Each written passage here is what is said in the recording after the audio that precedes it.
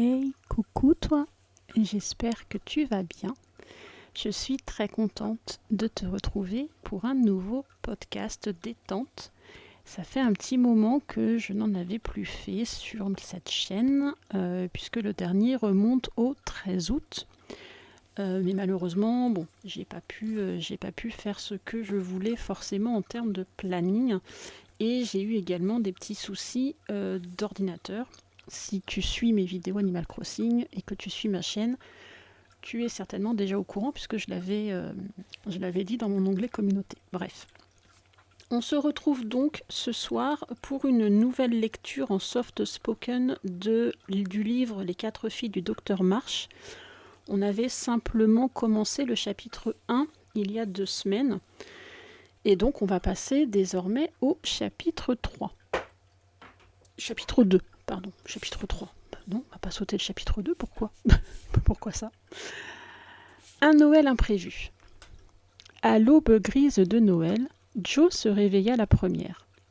Pas de bas suspendu à la cheminée, et elle se sentit aussi déçue que lorsque, bien des années auparavant, sa chaussette était tombée parce qu'elle était trop chargée de bonbons et de jouets.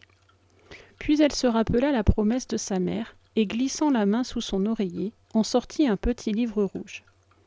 Elle le connaissait très bien, car c'était la belle histoire de la plus édifiante des vies, et Jo sentit que c'était là un vrai guide.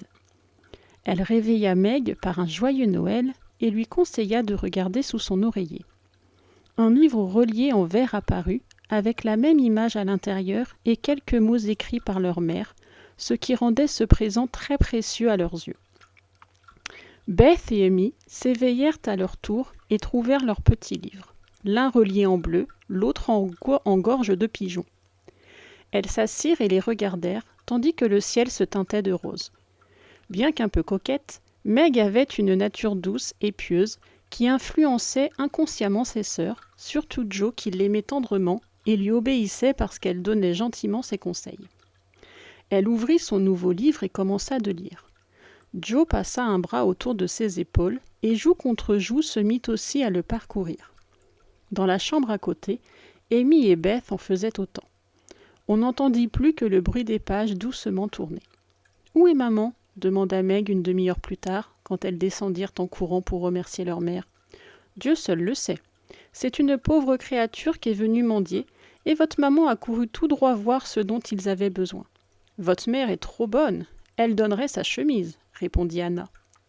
La vieille servante était chez les Marsh depuis la naissance de Meg, et tous la considéraient plus comme une amie que comme une domestique. Elle ne va pas tarder à rentrer. Faites vite les gâteaux afin que tout soit prêt, dit Meg en sortant le panier qu'elles avaient caché sous le sofa. Elle examina les cadeaux destinés à leur mère. « Tiens, où est le flacon d'eau de Cologne d'Amy ?» demanda-t-elle. « Elle l'a emporté il y a 1 minute, sans doute pour l'entourer d'un ruban, » répondit Jo qui virevoltait au milieu de la pièce pour assouplir les chaussons de l'armée qu'elle avait achetés pour leur mère. « Comme mes mouchoirs de poche sont jolis, n'est-ce pas ? Anna les a lavés et repassés, et je les ai marqués moi-même, dit Beth en regardant les lettres plutôt irrégulières qui lui avaient coûté tant de travail. Oh, regarde, elle a mis mère au lieu des initiales de maman. Comme c'est drôle, s'écria Jo en prenant un dans ses mains. Est-ce une bêtise ? Fit Beth, troublée. J'avais pensé que cela valait mieux, parce que Meg a les mêmes initiales, et je veux que seule maman s'en serve. C'est parfait, ma chérie, dit Meg en coulant un regard vers Jo. Ton idée est excellente, maman sera ravie. Voilà maman, cache vite le panier, s'écria Jo en entendant un bruit de pas dans l'entrée. C'était Amy. Elle parut très déconcertée de voir ses sœurs. Où es-tu allée ? Et que caches-tu dans ton dos ? Demanda Meg. Où es-tu allée ? Pardon, j'ai fait une faute, mon Dieu. Où es-tu allée ? Et que caches-tu dans ton dos ? Demanda Meg, surprise de voir que la paresseuse Amy était déjà sortie, car elle portait encore son manteau et son capuchon. Ne te moque pas de moi, Jo. Je ne voulais pas qu'on le sache jusqu'au dernier moment. J'ai changé la petite bouteille contre une grande et j'ai donné tout mon argent pour l'acheter. Je ne veux plus être égoïste. Et Amy montra la belle bouteille qui avait remplacé celle beaucoup plus modeste qu'elle avait mise la veille dans le panier. Elle avait l'air si humble que Meg la serra dans ses bras. Jo lui dit qu'elle était un trésor et Beth courut à la fenêtre pour cueillir sa plus belle rose de Noël afin d'en décorer le flacon. La porte de la rue claqua à nouveau. Le panier glissa sous le sofa. Les sœurs étaient toujours de la table lorsque leur mère entra. « Joyeux Noël, maman, et merci pour tes livres. Nous en avons lu un peu ce matin, et nous le ferons tous les jours, s'écrièrent-elles en chœur. Joyeux Noël, mes chéris. Je suis contente que vous ayez commencé tout de suite, et j'espère que vous continuerez. Mais avant de nous mettre à table, je voudrais vous dire un mot. Tout près d'ici, il y a une pauvre femme avec un enfant nouveau-né. Les 6 autres sont blottis dans un lit pour ne pas geler, car ils n'ont pas de feu. Ils n'ont rien à manger, et le plus âgé des garçons est venu me dire ce matin qu'il mourait de faim et de froid. Voulez-vous donner votre petit déjeuner à ces malheureux en cadeau de Noël ? Elles avaient très faim, car elles attendaient leur mère depuis près d'1 heure. Pendant 1 minute, le silence régna. Puis Joe s'écria avec son impétuosité habituelle. « Quelle chance que tu sois revenu avant que nous ayons commencé. Est-ce que je peux t'aider à emporter tout cela chez ces gens ?» demanda Beth. « Je me charge de la crème et des galettes, » ajouta Amy héroïquement, car c'était ce qu'elle préférait. Meg couvrait déjà les crêpes chaudes d'un couvercle et empilait le pain dans une grande assiette. « J'étais sûre de votre réponse, » dit Madame March en souriant de satisfaction. « Vous allez toutes venir avec moi, et à notre retour, nous prendrons du pain et du lait, ce qui nous permettra d'attendre le déjeuner. » Par de petites rues désertes et misérables, elles arrivèrent dans une pauvre chambre nue, aux vitres brisées. Pas le moindre feu, les draps en loques, une mère malade, un bébé criant et des enfants pâles, affamés, essayant de se tenir chaud sous une mince couverture. Les yeux s'ouvrirent tout grands, les lèvres bleuies par le froid sourirent quand les jeunes filles entrèrent. « Ah, doux Jésus, ce sont des anges qui viennent nous visiter, » dit la malheureuse pleurant de joie. « De drôles d'anges en capuchon et en mitaine, » dit Joe, et tous se mirent à rire. Sans attendre, Anna fit du feu avec du bois qu'elle avait apporté et colmata les vitres brisées avec de vieux chiffons et son propre manteau. Madame March fit du thé et une bouillie d'avoine pour la mère qu'elle réconforta en lui promettant de l'aider, et habilla le bébé aussi tendrement que s'il eût été le sien. Pendant ce temps, les filles avaient installé les enfants autour du feu et leur donné la béquée tout en riant et bavardant. Elles avaient peine à comprendre leur langage. « Des anges !» ne cessaient de répéter les petits à la très grande joie de Joe habitué dans son enfance à s'entendre appeler « petit diable ». Ce fut un joyeux petit déjeuner, bien qu'elle n'en ait pas eu une miette, et je ne pense pas que dans toute la ville, on aurait trouvé des enfants plus gais que les 4 sœurs affamées qui avaient renoncé à leur repas et allaient se contenter de pain et de lait en ce matin de Noël. De retour à la maison, pendant que leur mère montait chercher des vêtements pour les petites Hummel, ses filles se hâtaient de disposer sur la table les présents qu'elle lui destinait. Ce n'était pas grand-chose, mais ce peu contenait beaucoup d'amour, et le grand vase de roses rouges et de chrysanthèmes blancs donnait à l'ensemble beaucoup de gaieté et d'élégance. « Elle vient !» s'écria Joe. « Commence à jouer, Beth. Ouvre la porte, Amy. 3 hurrahs pour maman !» Beth joua une marche entraînante. Amy ouvrit la porte, et Meg escorta sa mère jusqu'à la place d'honneur avec la plus grande dignité. Madame March se montra surprise et touchée. Les yeux humides de larmes, elle examina les présents, lut les petits mots qui les accompagnaient. Elle enfila immédiatement les pantoufles, glissa un mouchoir dans sa poche après l'avoir parfumé d'eau de Cologne, attacha la rose à son corsage et déclara que les gants que lui offrait Meg lui allaient à la perfection. Il y eut beaucoup de rires, de baisers, de toute cette tendresse qui rendent les fêtes de famille si agréables et en font de si bons souvenirs. Puis tout le monde se mit au travail. Les visites de charité et les cérémonies du matin prirent tant de temps que le reste de la journée se passa à la préparation des festivités du soir. Trop pauvres pour se permettre de grandes dépenses, les 4 filles utilisaient leurs dons et fabriquaient, nécessité oblige, tout ce dont elles avaient besoin pour leur représentation, avec beaucoup d'ingéniosité. Guitares de carton, lampes anciennes faites de vieilles saucières recouvertes de papier d'argent, robes somptueuses de coton usé, scintillantes d'éclats de fer blanc provenant d'une fabrique de cornichons, armures recouvertes de pointes de diamants prises au couvercle des boîtes de conserve. Le mobilier avait l'habitude de se retrouver sans dessus-dessous, et la grande pièce servait de décor à bien des jeux innocents. Aucun homme n'étant admis, Joe jouait les rôles masculins pour son plus vif plaisir et portait avec satisfaction une paire de bottes de cuir fauve données par une amie. Ces bottes, plus un vieux fleuret et un pourpoint à crever, étaient les plus grands trésors de Joe et apparaissaient en toutes occasions. Le nombre réduit d'acteurs obligeait les 2 principaux à accepter plusieurs rôles. et les deux aînées méritaient des éloges pour la peine qu'elles se donnaient d'apprendre 3 ou 4 textes différents, et pour la dextérité avec laquelle elles alternaient les changements de costume et les passages sur scène. C'était un excellent exercice pour leur mémoire et une distraction saine, remplissant bien des heures qui seraient restées oisives, solitaires ou consacrées à des rencontres moins profitables. Le soir de Noël, une douzaine de filles s'entassèrent sur le lit qui tenait lieu de premier balcon. Elles attendirent avec une impatience flatteuse l'ouverture des rideaux de perse jaune, derrière lesquels filtraient des murmures, des froufrous, la fumée d'une lampe et le gloussement d'Amy qui devenait facilement hystérique dans l'émotion du moment. Puis une cloche sonna, les rideaux s'ouvrirent et la tragédie opéra commença. Le bois sombre annoncé par l'unique affiche de théâtre était représenté par quelques arbustes en pot, du reps vert sur le sol et une caverne dans le lointain. La caverne avait pour toit un séchoir à linge et des bureaux pour murs. On y voyait un petit fourneau qui ronflait et une vieille sorcière penchée dessus. La scène était sombre et le fourneau rougeoyant faisait son effet, surtout quand on vit de la vapeur sortir réellement de la bouilloire dont la sorcière avait levé le couvercle. On laissa une minute aux spectateurs pour savourer cette fusion.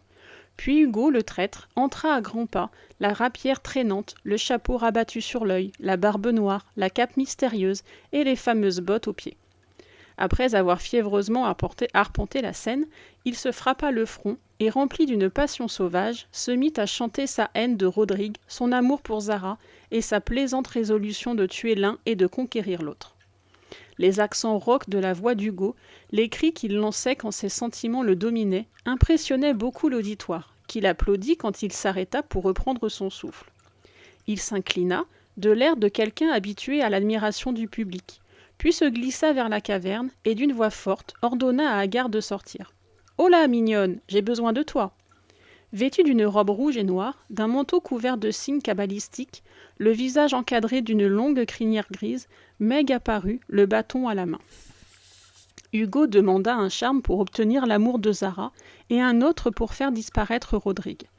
Dans une belle envolée dramatique, Agar promit les deux et chanta pour invoquer l'esprit qui accorderait le philtre d'amour. Une douce musique se fit entendre, puis du fond de la caverne sortit une petite silhouette habillée de blanc vaporeux, avec des ailes scintillantes et une guirlande de roses sur ses cheveux d'or. « Je viens à toi, de ma maison désert, prends ce philtre magique et use-en bien, ou son pouvoir s'évanouira bientôt. » Et, laissant tomber une petite bouteille dorée au pied de la sorcière, l'esprit disparut. Un nouveau chant de Agar amena une nouvelle apparition, un vilain lutin noir, qui lança une bouteille sombre à Hugo et disparut avec un rire moqueur. Après s'être confondu en remerciements, Hugo partit, les précieuses fioles à l'abri dans ses bottes. Agar informa alors le public qu'il avait tué jadis quelques-uns de ses amis, qu'elle l'avait maudit et qu'elle avait l'intention de faire échouer ses plans pour se venger de lui. Le rideau tomba sur ce premier acte et le public se reposa en mangeant des bonbons et en discutant des mérites de la pièce. Les 3 coups se prolongèrent avant le lever de rideau, mais quand on vit le décor, véritable chef-d'œuvre de charpente, personne ne se plaignit de ce long délai. C'était vraiment superbe. Une tour se dressait jusqu'au ciel, avec à mi-hauteur une fenêtre à laquelle brûlait une lampe. Derrière le rideau blanc parut, dans une ravissante robe bleue et argent, Zara qui attendait Rodrigue. Il vint dans un magnifique attirail, chapeau à plumes, cape rouge, boucle brune, guitare et bien sûr les fameuses bottes. Il s'agenouilla au pied de l'escalier et chanta une sérénade aux tendres accents. Zara répondit et après un dialogue en musique, consentit à s'enfuir avec lui. C'était là que se plaçait le grand effet de la pièce. Rodrigue sortit une échelle de corde à 5 marches, lança une extrémité et invita Zara à descendre. Elle sortit timidement de derrière ses barreaux, posa la main sur l'épaule de Rodrigue et allait sauter avec grâce quand, hélas, hélas pour Zara, elle oublia sa traîne, qui se prit dans la fenêtre, la tour vacilla, se pencha, s'écrasa en tombant et ensevelit les amoureux infortunés sous ses ruines. Un cri général s'éleva, tandis que les bottes fauves se débattaient violemment pour se libérer des décombres. Une tête blonde émergea et une voix s'exclama. « Je te l'avais bien dit, je te l'avais bien dit !» Avec une merveilleuse présence d'esprit, Don Pedro, le père cruel, traîna sa fille hors de là et ajouta en rapide aparté. « Ne ris pas, joue comme si tout allait bien !» Puis, courroucé et méprisant, il ordonna à Rodrigue de se lever et le bannit du royaume. Secoué par la chute de la tour, Rodrigue n'en défia pas moins le vieux monsieur et refusa de bouger. Cette attitude indomptable enflamma Zara, qui défia elle aussi son père. Il ordonna qu'on les enferme tous les deux dans les oubliettes du château. Un homme de sa suite, petit et robuste, entra avec des chaînes, l'air très effrayé, et les emmena, ayant visiblement oublié les paroles qu'il aurait dû prononcer. L'acte 3 se passe dans la grande salle du château. Agar arrive pour libérer les amoureux et en finir avec Hugo. Elle l'entend venir, se cache et le voit verser les potions dans 2 coupes de vin. Il ordonne aux petits serviteurs timides « Porte-les aux captifs dans leurs cellules et dis-leur que je reviens à l'instant. » Le serviteur prend Hugo à part pour lui dire un mot à l'oreille. Agar en profite pour échanger les coupes avec 2 autres, inoffensives celles-là. Ferdinand, le mignon, les emporte et Agar replace la coupe contenant le poison destiné à Rodrigue. Assoiffé après de longs discours, Hugo la boit, perd conscience et après s'être longtemps débattu, tombe et meurt, tandis qu'Agar lui apprend ce qu'elle a fait par une chanson mélodieuse et touchante. C'était là une scène vraiment palpitante, même si on avait pu penser qu'une longue chevelure soudain dénouée gâtait quelque peu l'effet de la mort du traître. On le rappela devant le rideau, et il vint, très digne, tenant par la main Agar, dont la voix paraissait encore plus merveilleuse que tout l'ensemble du spectacle. L'acte 4 montra un Rodrigue désespéré, prêt à se poignarder devant l'inconstance de Zara qu'on lui avait rapportée. Au dernier moment, un chant exquis résonne sous sa fenêtre et lui apprend que Zara est fidèle, qu'elle est en danger et qu'il peut la sauver s'il le veut. Une clé lui est lancée, il ouvre la porte. Au comble du ravissement, il arrache ses chaînes et se précipite pour sauver la dame de ses pensées. L'acte 5 s'ouvrait sur une scène orageuse entre Zara et Don Pedro. Il veut la faire entrer dans un couvent, mais elle ne veut rien entendre. Après un appel touchant, elle est sur le point de s'évanouir quand Rodrigue surgit et demande sa main. Don Pedro refuse parce qu'il est pauvre. Ils crient et gesticulent terriblement, mais ne peuvent se mettre d'accord, et Rodrigue va emporter Zara épuisée quand le serviteur timide entre avec une lettre et un sac venant d'Agar, qui a mystérieusement disparu. On apprend qu'elle lègue une fortune inconnue au jeune couple et promet un destin affreux à Don Pedro s'il ne les rend pas heureux. Le sac ouvert, une avalanche de pièces de fer blanc s'abattent sur la scène, ennoblie par le scintillement des lumières. Cela radoucit totalement le père intraitable. Il consent sans murmurer, tous s'unissent dans un joyeux chœur final et le rideau tombe sur les amoureux agenouillés pour recevoir la bénédiction de Don Pedro dans des attitudes romantiques pleines de grâce. Les tumultueux applaudissements qui suivirent furent brutalement interrompus car le lit qui servait de premier balcon se replia brusquement et éteignit l'enthousiasme de l'assistance. Rodrigue et Don Pedro volèrent à son secours, et toutes s'en tirèrent sans dommage, même si plusieurs d'entre elles restèrent sans voix à force de rire. L'excitation était à peine calmée qu'Anna parut, présenta les compliments de Madame March et pria ces dames de passer à table. C'était une surprise, même pour les acteurs qui se regardèrent pleins d'une stupéfaction émerveillée. C'était bien de maman de leur préparer une telle gâterie. Mais depuis leur revers de fortune, elles n'avaient jamais rien vu d'aussi beau. Il y avait une glace, 2 même, une rose et une blanche.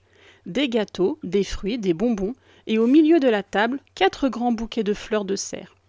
Elles en eurent le souffle coupé. Elles regardaient tour à tour la table et leur mère qui paraissait se réjouir beaucoup. « Est-ce que ce sont les fées ?» demanda Amy. « C'est le Père Noël, dit Beth. « Ou plutôt maman, fit Meg. « Tante March a eu un bon mouvement et nous a envoyé tout cela, fit Joe, prise d'une soudaine inspiration. « Vous vous trompez. C'est le vieux monsieur Laurence, répondit Madame March. Le grand-père du petit Laurence ? Qu'est-ce qui lui a mis cette idée dans la tête ? Nous ne le connaissons pas. Anna a parlé à un de ses serviteurs de votre petit déjeuner. C'est un vieux monsieur un peu bizarre, mais cela lui a plu. Il connaissait mon père autrefois, et il m'a envoyé un mot très courtois pour me dire qu'il espérait que je lui permettrais d'exprimer ses amitiés envers mes enfants en leur envoyant quelques gâteries en l'honneur de Noël. Je ne pouvais pas refuser, et c'est ainsi que vous allez avoir ce soir une petite fête pour compenser votre déjeuner de pain et de lait. C'est son petit-fils qui lui a mis cela dans la tête, j'en suis sûre, dit Joe. C'est un garçon épatant, et j'aimerais faire sa connaissance. Il a l'air d'en avoir envie aussi, mais il est timide. Meg est si collet-montée qu'elle ne me permet pas de lui parler quand nous le rencontrons. Un jour, notre chasse est sauvée. Il nous l'a rapportée. Nous avons bavardé par-dessus la barrière et nous nous sommes tout de suite entendus, sur le criquet et tout le reste. Puis Meg est arrivé, alors il s'est sauvé. Je voudrais bien le voir. Il a besoin de gaieté, j'en suis sûre, poursuivit Joe d'un ton décidé. Il me semble très bien élevé, répondit Madame March. Je n'ai aucune objection à ce que tu le vois si l'occasion s'en présente. C'est lui qui a apporté les fleurs. Si j'avais été sûre de ce qui se passait là-haut, je lui aurais demandé d'entrer. En vous entendant rire, il avait l'air triste de devoir s'en aller. Heureusement que tu ne l'as pas fait, dit Joe en riant. Je n'ai jamais vu un aussi joli bouquet, dit Meg en contemplant les fleurs avec un vif intérêt. Il est ravissant, mais les roses de Bess me plaisent plus encore, fit Madame March en respirant la fleur à demi fanée épinglée à son corsage. Beth se blottit contre elle et murmura doucement. J'aimerais envoyer mon bouquet à papa. J'ai bien peur qu'il n'ait pas un si joli joyeux Noël que nous. Et voilà la fin du chapitre 2 des 4 filles du docteur March. La semaine prochaine, je vous lirai donc le chapitre 3. Alors, je suis désolée, ça a été assez laborieux pour moi. J'ai eu du mal à lire correctement, j'avoue. Et puis, vous avez dû entendre mon téléphone sonner à la fin du chapitre, donc je suis vraiment désolée. Je ne sais pas si je referai ce podcast ou pas, si j'en enregistrerai de nouveau, mais voilà, si je n'ai pas le temps ou que finalement je pense que ça peut passer, je suis désolée pour toutes les fautes que j'ai pu faire de liaison, j'ai buté sur quelques mots. Voilà, veuillez m'en excuser. Donc j'espère en tout cas que cette lecture en soft spoken t'aura apaisé et t'aura permis de t'endormir calmement, posément. Je sais que à l'heure où sortira cette vidéo, ce podcast, beaucoup d'entre vous vont reprendre le chemin de l'école, du collège, du lycée, de la fac, que sais-je. Quoique la fac, c'est peut-être un petit peu plus tard, je ne sais pas. Mais bref, toujours est-il que le 4 septembre est une grande date pour tout le monde. Ce podcast sortira le dimanche 3. Donc, je vous souhaite par avance une excellente rentrée demain matin ou mardi pour les concernés. Je sais que ma fille aînée rentre au collège mardi et non pas demain. Mais bref, je n'aurai peut-être pas l'occasion de vous le redire dans une prochaine vidéo, donc une excellente rentrée à vous, allez-y sereinement, tout va bien se passer, ne vous inquiétez pas. Je suis sûre que tout se passera bien pour tout le monde. N'hésitez pas, si vous écoutez ce podcast, dites-moi en commentaire si vous êtes concerné par cette rentrée demain, si vous êtes encore scolarisé, en quelle classe vous entrez et comment vous appréhendez cette nouvelle rentrée 2023-2024.